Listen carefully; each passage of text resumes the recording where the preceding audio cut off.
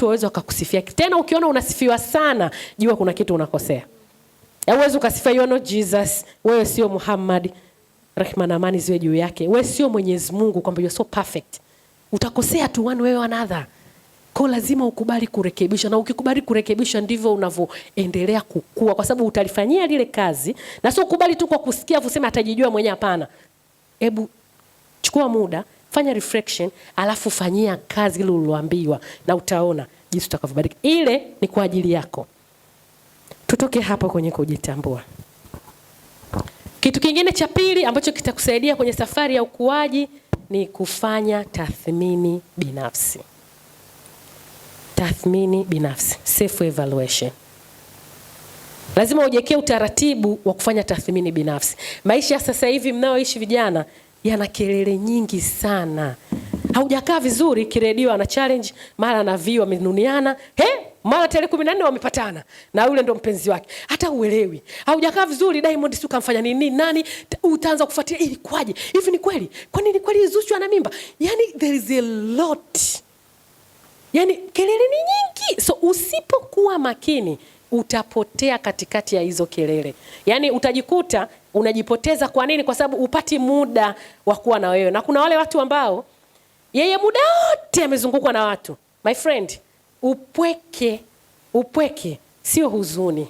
Yani kukaa muda kukaa peke yako sio upweke.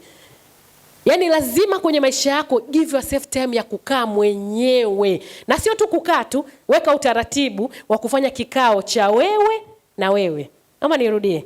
Jiwekea utaratibu wa kuwa unafanya kikao cha wewe na wewe. Yani wewe peke yako, you sit down kwenye, na sio lazima uende hotelini. My friend wako utasema hapa unajua nini?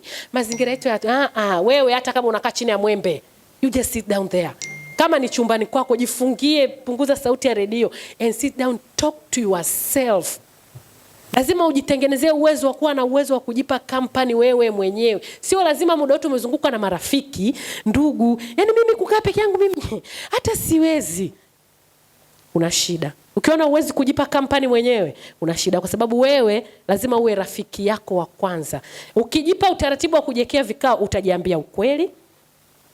Utajua unaelekea wapi, utajua ulipokosea, na utafanyia kazi yale makosa yako. Lakini muhimu zaidi, utakuwa unakaa na kuweka utaratibu na kuamua sasa natokaje hapa, nafanyaje hapa. Lakini muhimu zaidi, utatafuta suluhu ya zile changamoto zako zinazokuzunguka. Wakati mwingine kabla ya kwenda kuongea na watu, yani unajua mimi, yani I'm going through this. Me I'm going through this. Afu kesho unayasikia kwenye corridor.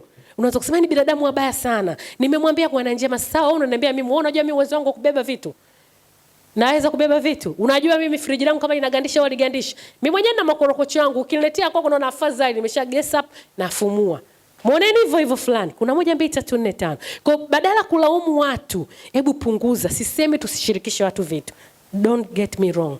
Lakini kabla ya kwenda kulalamika na kutangaza shida zako, hebu give yourself time. Fikiria kwanza. Fanya hiyo kikao. Una swali? Nijua nitaruhusu maswali baadaye.